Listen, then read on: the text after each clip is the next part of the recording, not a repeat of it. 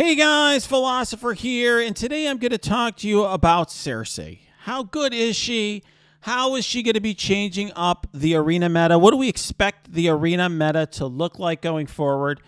So let's just start first of all with Cersei. This is the character we have, and a lot of people I think were expecting that she would not be valuable without Icarus.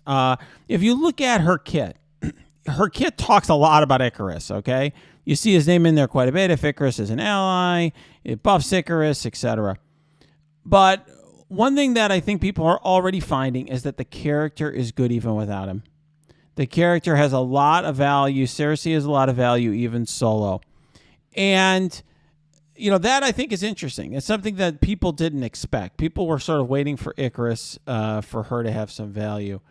And what I find the most interesting is when I talk to newer players who are level 55, level 60, level 65, they are telling me that they are seeing an immediate impact from Cersei. You know, one newer player I talked to said that he took Cersei out of his arena team. Or excuse me, he took Captain Sam out of his arena team and put in Cersei, and he did much better in arena. Which is interesting because he said Cersei is lower red stars, lower yellow stars, lower gear, and yet she was outperforming Captain Sam, which is really something. Even though he was running Sharon, had some synergy there, Cersei was better. So I think that's interesting. Now, obviously, it's not a complete surprise, right? This is not Ravager Boomer outperforming some existing top characters, but it's interesting. Now, one thing that I think is unfortunate about it, of course, is that she is the first character that we're ever getting that has arena-specific buffs. And I think this is actually bad for players. This game, Scopely is making it so that this game more and more and more is a game where you have to build different teams for different modes. I mean, it's always been like that to an extent. Let's say war offense, war defense. But man, now there are so many, raid-specific teams you have to build. Mystic raid, skill raid, etc. Mutant raiding team. And then now, used to be your arena team would always be your number one war offense team, whether it was Black Order or Infinity Watch or the X-Men, now Uncanny X-Men. Here now, your arena team is not going to be as good outside of arena. I think that's BS. But it does mean this is going to be an awfully good arena character. And she's already having impact in arena. Now, one reason why she's having so much impact is because of her pure stats. So if you look at her stats, and this is from MSF.GG, she is the fourth highest health in the game. The same as Adam Warlock, who is a mythic legendary character who came out this year. Post Great Reset, post Power Leap, Adam Warlock has the same health as Cersei, who literally you get for free in an event campaign. Almost as high health as Dr. Doom, who is the reward for DD4. Right under Dr. Doom and Omega Red is Cersei. So that tells you something about her power level there. Her damage is not as high, but it's still reasonable. It's in the 30s here, 39. So just to give you a sense, same damage as Adam Warlock or Captain Sam. That's why my friend was able to replace his Captain Sam, no problem. Her armor isn't as high. I think this is in the 50s, okay? But still 50. But, this is on par with Wolverine, Sabretooth, Lady Deathstrike, Sharon Carter. Very good characters, Moondragon. And then you look at her focus and resistance. Focus, fourth in the game. Higher than Doom. Higher than Dormammu. Resistance, I think it's, 14th in the game. Tied with Omega Red and Adam Warlock, mythic legendaries. And one of the fastest characters in the game. So Icarus is literally on par is tied for 11th with Silver Surfer, Carnage, Okoye, etc. Cersei is tied for 15th with Deathpool, Kestrel, and so forth.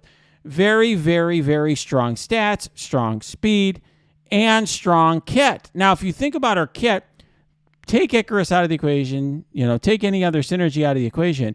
Still, on turn 1, she can clear 3 negative effects. Very powerful. And on top of that, she's attacking enemies and getting speed up for 2 turns and 2 regen for 2 turns. It gives her some sustainability. In Arena, of course, she's giving its ability energy to herself so that she can use this all the time and applying Taunt to an enemy support, which can be good or bad depending on the situation. And if I'm thinking about a comparison character of, okay, what's a character, for example, that, you might want to compare it to, I actually think, in terms of plug and play viability, you could think of an Emma Frost, who also has that cleanse early on before Cersei came to the game. Emma and Squirrel Girl were the fastest cleanses in the game at 111 speed. Now you have a faster cleanse in the form of Cersei. And this cleanse now, obviously on top of it, she does different things. It doesn't cleanse all negative effects. It cleanses 3. And instead of getting rid of all the buffs, she does other things. She has a stun, and she copies positive effects in her basic, and she does things like that. That's obviously different than Emma Frost. But look at the stats. Emma Frost, 483% health, 483k health, 24k damage. This is, of course, it's 7 yellows, 5 red. You compare that here to the Eternals, and it's interesting because here, only 5 yellows, and she's got 679k health, over 200k more health, and she has more damage and so forth. And that's a 2 fewer yellow stars. So very, very powerful character, obviously making an impact at lower levels. And I'm hearing from people at high levels that they're able to throw her into Infinity Watch and the team is okay. It's not better. It's not like a better team. It's not like the team's like punching up bigger with Cersei than without Cersei, but you're able to, put her in there, for example, and the team functions. We'll see. I've not actually tried this, so I'm very interested to see how it works. We'll try it for the first time here on this video and see if she can do roughly as well as Moondragon. If that is the case, that is actually really, really successful because, frankly, any other character that we've put in there that's functioned roughly as well or almost as well is a character like, Kestrel, the best character in the game. So if Icarus in Raids is roughly equivalent to that, that really says something. So let's see here. Okay, so why don't we flip these heal blocks into death proofs, which is good. That gives drain to our team. And we're going to give ability energy to ourselves and attack. That's great, right? Okay, so now she's ability blocked. All right, so be it. So the only thing that is bad there I don't like is that actually she's going after the support because we actually really want to go after Phyla-Vell. So it seems to me like if you have Cersei on your team, you actually have to go for a Moondragon first, which is not usually what I do. But now we have the cleanse, so it doesn't matter that she was ability blocked. All right, let's see.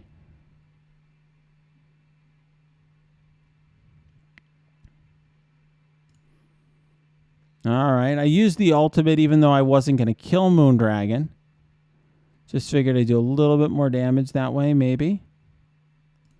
I don't like that taunt, and I think that actually might be the biggest weakness here. All right, so she can stun. All right, so let's do that. Stun and try to...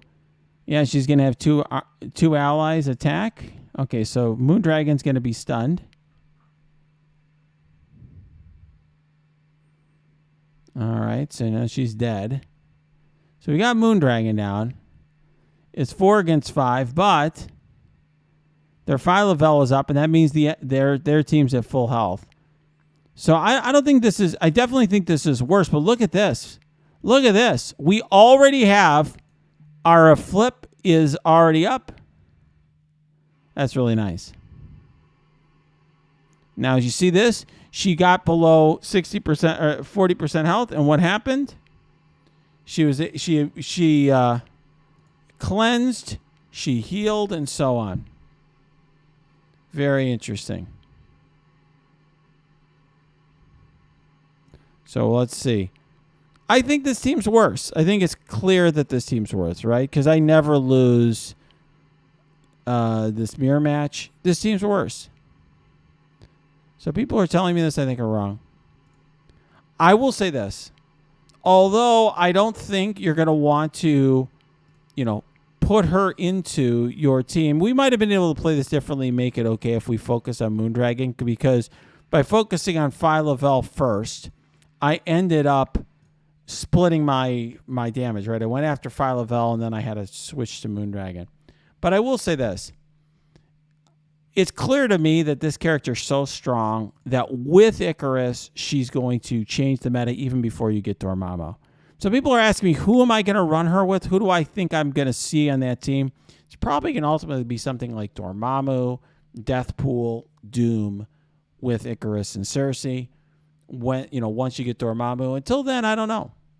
It'll be interesting to see if people try to just run those two at the New Warriors. But I definitely see that shakeup coming as soon as this month. That's going to be the new arena meta. It's coming sooner than you think. So please spend your cores in this event and invest in her.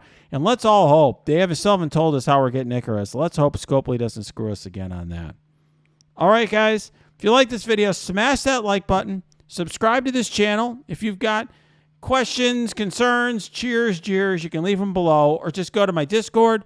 That's linked below as well. You could also go to my Twitch stream. That is linked below too.